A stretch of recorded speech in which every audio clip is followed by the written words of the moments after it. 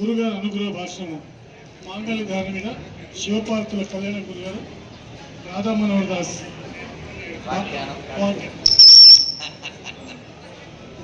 నమ పార్వతీ పతయే హర హర మహాదేవ.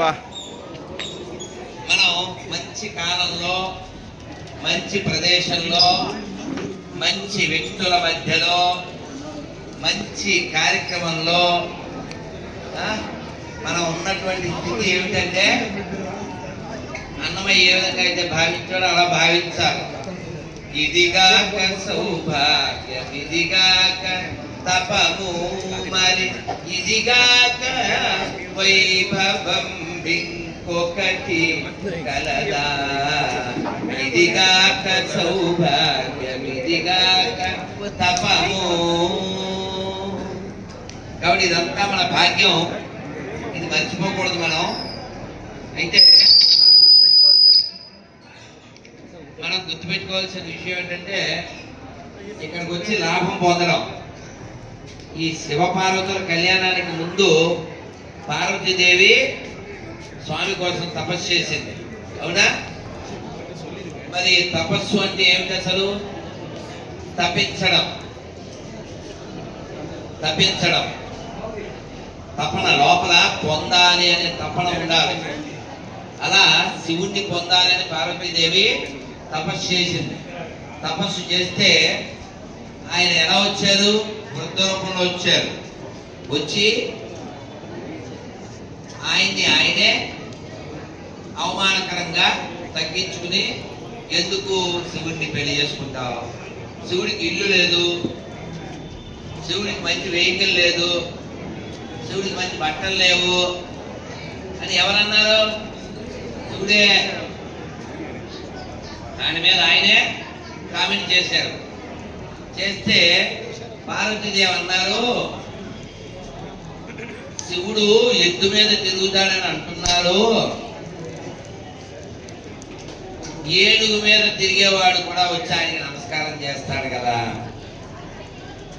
ఎవరు ఏనుగు మీద తిరిగేది? ఇంద్రుడు.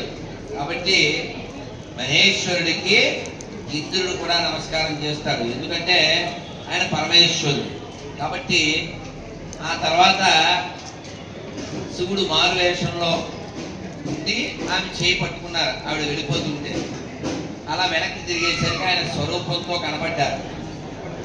ఆవిడ నవ్వింది. అయితే నేనంటే ఇష్టమే, మరి అయితే వివాహం చేసుకుందామా అంటే వెంటనే చలమోహన్ రంగా అనలేదు. ఆవిడ ఏమన్నారు? ఏమంటే వివాహం అనేది పెద్దలు నిర్ణయించాలి, కాబట్టి మా నాన్నగారితో మాట్లాడి ఇదిగో ఇది వాట్సాప్ నెంబర్ అని ఆవిడ చెప్పింది. అంటే ఇక్కడ మనం ఏం నేర్చుకోవాలి? వివాహం విషయంలో ఎవరికి మూడు వచ్చినట్టు వాళ్ళు మూడు ముళ్ళు వేయించుకోకూడదు, ఎవరికి నచ్చినట్లు వాళ్ళు చేయకూడదు. అమ్మా నాన్నకి చెప్పాలి, మన ఇష్టం వచ్చినట్లుగా ప్రవర్తించకూడదు. ఇలాగా చెల్లి ఒక ఉదాహరణ, అంటే పార్వతీదేవి. అలాగే నారాయణి ఆవిడ, విష్ణు నారాయణుడు, ఆయన రాముడుగా వచ్చాడు. రాముడుగా వచ్చినప్పుడు సీతాదేవి విల్లు ఎరవడం, ఆ సమయంలో మెడ వంచమంటే ఆయన వంచకుండా నిలబడ్డం. విశ్వామిత్రుల వారితో సీతాదేవి ఏమిటండి ఇలాంటి ఆయన్ని తీసుకొచ్చారు మీ శిష్యుడిని అంటే, అప్పుడు ఆయన చెప్పారు, నేను క్షత్రియుడిని, సవాల్ విసిరారు కాబట్టి స్వీకరించాను. నేను విల్లు విరిచింది పెళ్లి కోసం కాదు పిల్ల. పెళ్లి విషయం మా నాన్నగారు మాట్లాడతారు అంటే పురుషుడైనా స్త్రీ అయినా వివాహం విషయంలో పెద్దలనే సంప్రదించవలెను. ఇదే అన్నా చెల్లెలు మనకిస్తున్న సందేశం. అందుకే గొప్పది మన భారతదేశం. అందుకే కదా చెప్పారు శ్రీనారాయణ రెడ్డి గారు, నా దేశం భగవద్గీత. ఓపి స్వామి, నా దేశం భగవద్గీత, నా దేశం అగ్ని పునీత సీత, నా దేశం సంస్కార గంగా, నా దేశం కరుణాంతరంగా. ఇది భారతదేశం.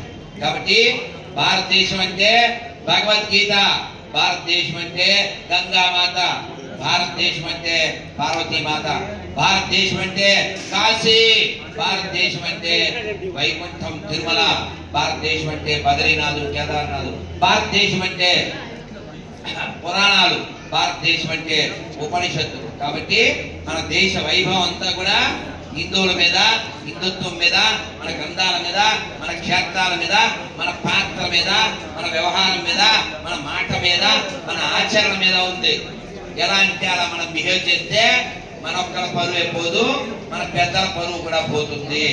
కాబట్టి మనం ఎప్పుడు గుర్తుపెట్టుకోవాలి, 3 ముక్కల్లో అందరు చెప్పండి: కట్టు, కట్టు, కట్టు, బొట్టు, జుట్టు. అప్పుడే ఇంటి లేదు. అర్థమైందా? కాబట్టి మీరు మీ పిల్లలకి చెప్పాలి, ఈ వైభవం ఏదో చిన్న ఏదో ముందుగా కాశీపట్నం చూడరు బాబు అంటే ఏదో అంటుంటారు. కానీ మనం చూడవలసిందేంటి? కాశీ వైభవం చూడరు బాబు, కాశీ విశ్వనాథ వైభవం చూడరు బాబు. కాబట్టి కాశీలో BHU అంటే బెనారస్ హిందూ యూనివర్సిటీ, అది కట్టడానికి M, మనందరం త్రిబుల్ తెలుసు, M మదన్ మోహన్ మాలవ్య ఆయన ఈ మఠానికి వచ్చారు. ఈ మఠం పేరేంటి? జంగంవాడి మఠం. ఇది ఎప్పటిది? ఇది విశ్వనాథుడి గుడి కంటే ముందు ఉంది, 6వ శతాబ్దం నుంచి ఈ మఠానికి వచ్చి అప్పుడుండే స్వామీజీని क्या साल में 1932 में क्या मदन मोहन कौन सा साल है? 1826 में मदन मोहन मारे. ओ कम से कम 200 साल के बाद ఆయన వచ్చి అడిగారంట ఇక్కడ ఉండే స్వామీజీని, यूनिवर्सिटी बनने के लिए हमको लैंड चाहिए, कितना एकड़ दिया? 80 ఎకరాలు. ఇప్పుడు అడుగు కోటి రూపాయలు ఉంటుంది. అలాంటిది 80 ఎకరాలు ఈ మఠం నుంచి బెనారస్ హిందూ యూనివర్సిటీకి ఇక్కడ స్వామీజీ ఇచ్చారు. అందుకని మఠాలు ఉండాలి. లింగవాణి మఠ భక్త బృందకి జై, లింగవాణి పూర్వాచార్య స్వామీజీకి జై. మనందరం కూడా ఇటువంటి పక్కనే ఉంది, దాని కింద పెట్టి కిషోర్ గారు కింద పెట్టాలి దాన్ని.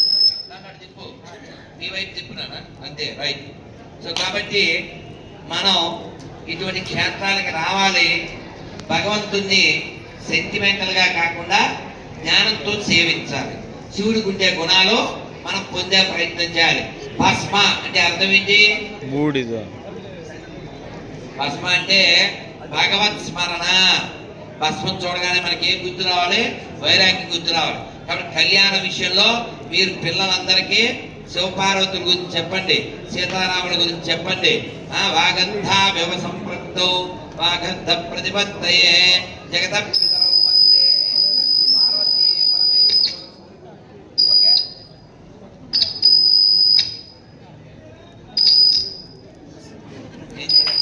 రెడీ చేసి పైకెత్తండి. హరే కృష్ణ హరే కృష్ణ హరే కృష్ణ హరే కృష్ణ కృష్ణ కృష్ణ హరే హరే హరే హరే హరే రామ హరే రామ హరే రామ హరే రామ రామ రామ రామ రామ హరే హరే నమ పార్వతీపదే హర హర మహాదేవ. కాబట్టి వైరాగ్యంతో జీవిద్దాం, వైభవంగా జీవిద్దాం. ఈ లోకంలోకి మనం గెస్ట్ గా వచ్చాం, గెస్ట్ గా చేయవలసింది చేసి డస్ట్ లో కలిసిపోవడం మస్ట్ అని మనం గుర్తుపెట్టుకోవాలి. అదవుతుందా? చివరికి మనం అంతా ఏమిటది? కాబట్టి ఏదో పాటలో చెప్పారు కదా, చేసేది ఏమిటో చేసేయి సూటిగా వేసేయి బాగా ఈ కోటలో, ఎన్ని కష్టాలు రాని నష్టాలు రాని. గుర్తుందా? కాబట్టి ఏ కష్టం ఉన్నా రాని మనం మోక్షం పొందాలి. మోక్షం పొందాలంటే కాశ్యాన్ మరణాన్ ముక్తి అన్నారు. కాబట్టి మన కాశీలో స్మరణ చేస్తే లాభం, మరణం వస్తే లాభం. నిన్న రమేశం గారు చెప్పినట్లు మనం మహాకాశీలో మరణించిన, మల్కాజ్గిరిలో మరణించిన ఒకటే, మహాదేవుని స్మరిస్తే. హర హర మహాదేవ శంభో శంకర. చెప్పుకుందాం. ఒక్క 2 నిమిషాలు మనం మంత్రం చేద్దాం. నేను జై జై శంకర అంటా, మీరు హర హర శంకర అనండి. జయ జయ శంకర